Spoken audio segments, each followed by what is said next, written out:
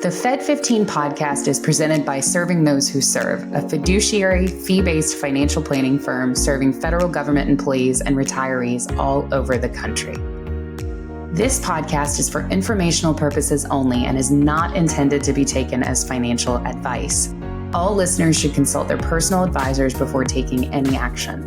The opinions expressed by our hosts are their own and do not reflect the views, policies, or position of either Raymond James or Serving Those Who Serve. Welcome, everyone, to the Fed15 podcast presented by Serving Those Who Serve. Each week, we discuss the latest news and info the feds need to know in 15 minutes or less-ish. Sometimes I do get a little long-winded. It's always my fault. So whether you're a seasoned Fed or employee or just starting out in your career, Fed15 has you covered.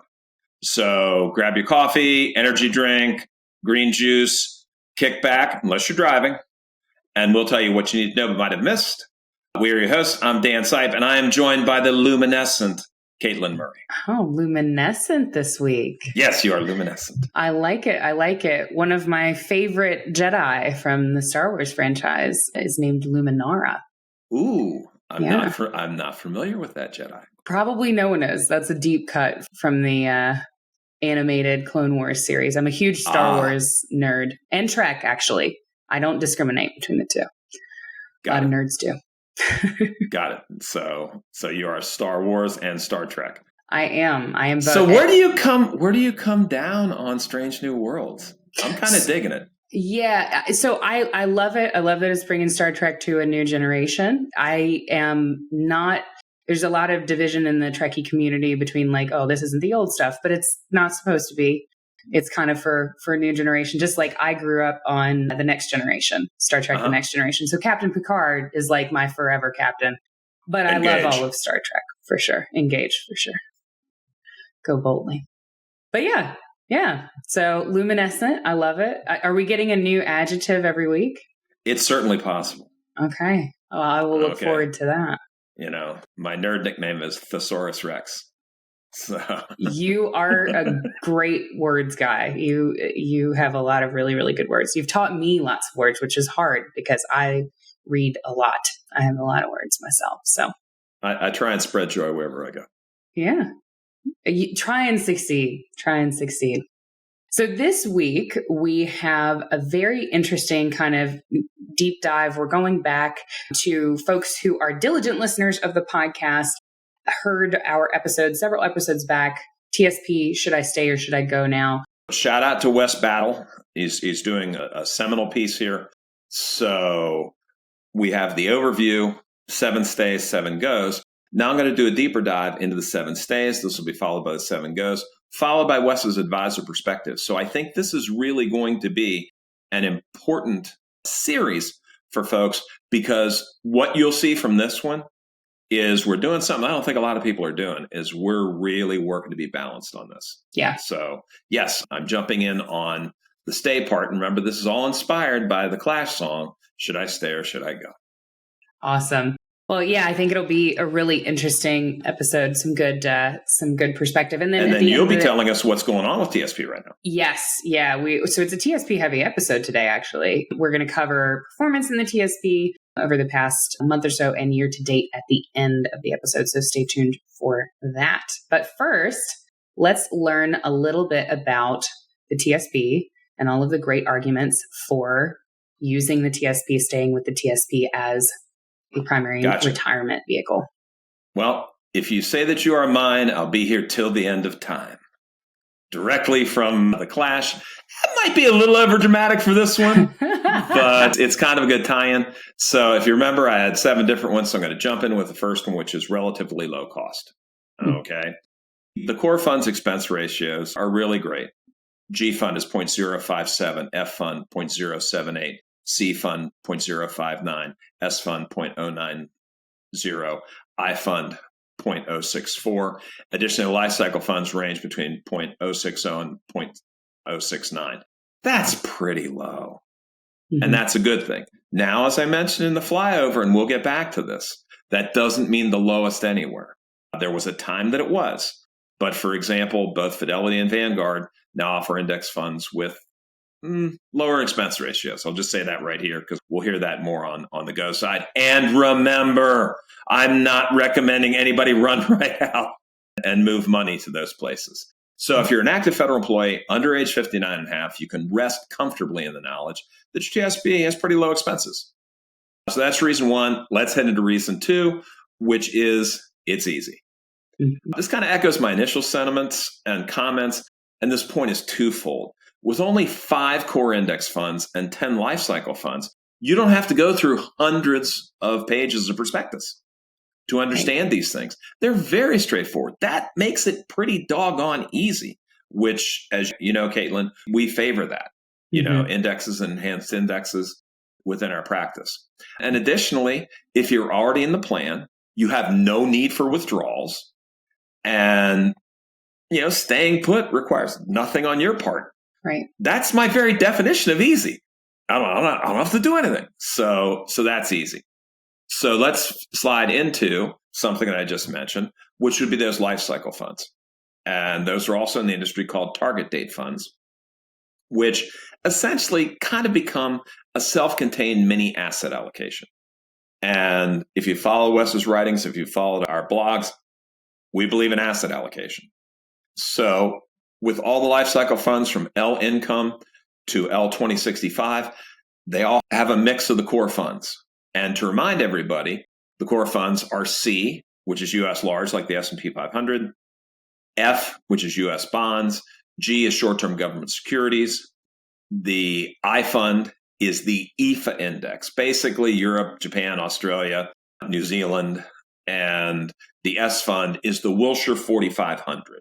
Okay, so that's the next 4500 after the S&P. So if you're in an L fund, you've got some of all of that. Now, that being said, I do not consider the L funds to be a set it and forget it solution.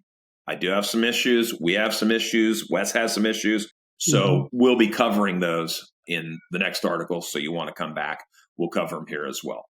But let me go to next point, which is the G fund.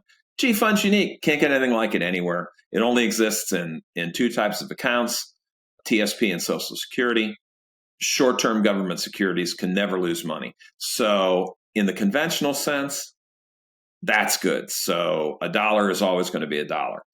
Now, in our final articles of the series, you're going to hear why that could be problematic for a long retirement, but it is still a nice feature. Now we're getting into the places where I can hear people yelling at their screens. Okay. So another big plus, another thing that I'll put as a favorable is the Federal Retirement Thrift Investment Board. They've taken a lot of heat in the last couple of years.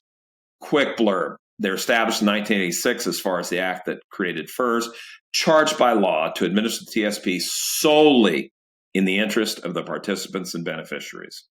And additionally, from their own website, their mission is to help current and former civilian federal employees and members of the uniformed services prepare for retirement years via the TSP. They're meant to function as an independent organization outside the influences and political currents. And I believe for the most part, they've succeeded, although they have been taking some political onslaughts. And I believe they've attempted to stay focused in delivering a low-cost accumulation vehicle for feds. Okay.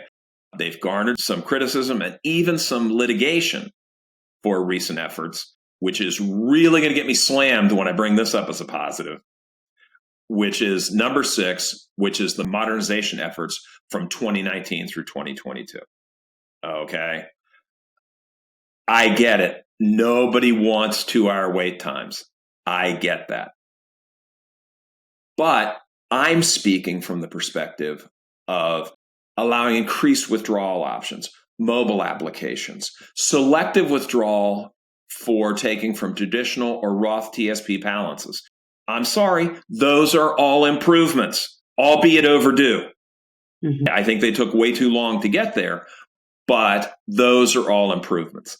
Additionally, and this is another one that's pretty loaded, I see adding the mutual fund window, additional costs notwithstanding, on the whole as something of an improvement. And if you're shouting at the screen right now, shoot us an email. We'll talk you through it. Okay. Again, remember, I'm trying to be as fair and balanced as possible here. we will have some commentary on the mutual fund window and some of the things that I consider to be political risks relative to TSP in the go section and in our wrap up. But FRTIB, 2 thumbs up. And that brings me to our final one, which is automatic RMDs. What the heck is an RMD, Dan? It stands for required minimum distribution. So if you're of a certain age, somewhere between 70 and a half and 73, depending upon when you were born, you are required to take withdrawals from tax qualified plans. TSP is a tax qualified plan if you've gone into traditional TSP. So you put your money in, you got your deduction. There's a point at which you got to take it out, and that's the RMD date. Okay. If you reach that date and you don't request your RMD, TSP is going to send it to you automatically. And that's a nice fail-safe because there can be some rather onerous tax penalties if you don't take it and then fail to correct it. Mm-hmm. So I think that is a positive. And again, trying to be fair here. So with that, we've covered stay. Be sure to hit Wes's article. He goes into a lot more detail. Remember, this is the Fed15. It's a flyover. Not attempting to give advice here. I'll say that again. I don't want anybody running out and doing something based on what I just said. Okay. But what we're trying to do, what Wes is trying to do, is share some points and insights that come from a professional lifetime of serving feds. So be sure to come back. I can't promise to be the next episode, maybe 2 episodes down the road. We will have the go section, and then we'll have the advisor's perspective. So, Katelyn, tell us how TSP did. Yeah, TSP is doing well. I think the market as a whole, we're seeing a bit of a recovery, rocky 2022. Folks who have been following your accounts, logging in and checking your TSP, you know what I mean when I say it was a rocky 2022. But we are pleased to kind of let you know, in a general sense, the market as a whole, at least equity markets, have recovered at this point that we're recording this episode in August. So we saw some strong returns last month. Looking at July, that trend kind of continued for most of the funds in the TSP. So your C fund was, the return for the month of July was 3.21%.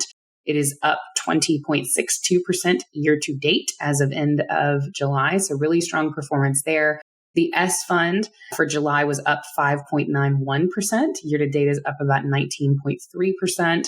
I fund up 2.82% for the month of July. Year to date is sitting around 15.32%. G fund, 3.34%. Not a lot of action there in the G fund. Not really what it's for, right? It's supposed to kind of just stay stable. Year to date, the return looks like 2.25%. And then F fund was the only fund that was actually in the red this month, not by much. It's down by 0.07%. Year to date, the return looks to be about 2.18%, so lagging just behind G fund. F fund, fixed income, looking at bonds, treasury securities, that sort of like thing. And that sector of the market is still in its recovery, right? So remember when I said we've largely recovered from the pullback in 2022, equity markets have. Sure. Gotcha. Our fixed income segment of the market is still lagging behind a little bit, but we're hopeful with the news about where interest rates are headed that will continue to improve. So pretty good month for the TSP. Year-to-date numbers are looking good. If you have been kind of in the bomb shelter waiting to check your TSP balance, you can probably poke your head out and give it a check now. If you are a client and you are listening to this and it's been a while since you've had a review meeting with us, ping us. We'll help you take a look at your TSP, see if we need to do any kind of rebalancing, anything like that. If you're not a client and you have no idea what's going on with your TSP, ping us. We should probably have a conversation about it. But yeah, that's where we are for the TSP this month. Dan, thank you for an incredible conversation around the stay argument of the TSP. We talk with thousands of feds. I always kind of reinforce for my feds, the TSP is a great plan. If you are currently a working fed, it is a huge piece of your overall retirement picture. It is a massive vehicle for you to generate wealth and to shore up your retirement. You can put $22,500 in the TSP a year. If you are under 50, if you're over 50, you can put $30,000 in that bad boy. as compared to a traditional IRA or a Roth IRA that you hold independently. You're looking at $6,500 a year for under 50, $7,500 a year for over 50. So it's very clear that this is a massive tool for you as a Fed, and we never want to slam the TSP.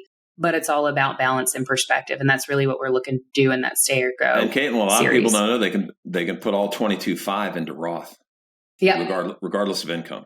So if that's something you're unclear on, hit us up at Serving as a Serve. We'll help you understand it. Absolutely. But I think that wraps up this episode of Fed15. Don't worry, we will be back next week to give you all of the latest updates that you need to make informed decisions about your career and your financial well-being as a Fed. And be sure to subscribe to this podcast on our YouTube channel and Spotify so you never miss an episode. And please, please, please remember to share it with your friends and colleagues and even some people you don't like. It'll be a nice icebreaker. You can make friends that way. An olive branch, if you will. Exactly. For more information on the topics covered in today's show and more, be sure to check out our blog at blog.stwserve.com. While you're there, go ahead and subscribe to our newsletter, The Weekly Serving, to get all of the latest news for Feds delivered straight to your inbox every week. Absolutely. And don't forget our webinars. Okay. They're free. They're every single month. And some of the ones coming up, August 31st, 1 till 4, we've got our incredibly popular FEHB Medicare and TRICARE webinar. Following that will be September 6th from 11 till 2. That is Understanding Your FERS Benefits, also incredibly popular. And since we're talking TSP, we'll let you know when your next shot at that is. That'll be September 20th from 11 till 2. And that is Understanding TSP. So, folks, I want to say thank you for listening to Fed15. I'm Dan Sipe. And I am Katelyn Murray. And we will see you next week. See you next week.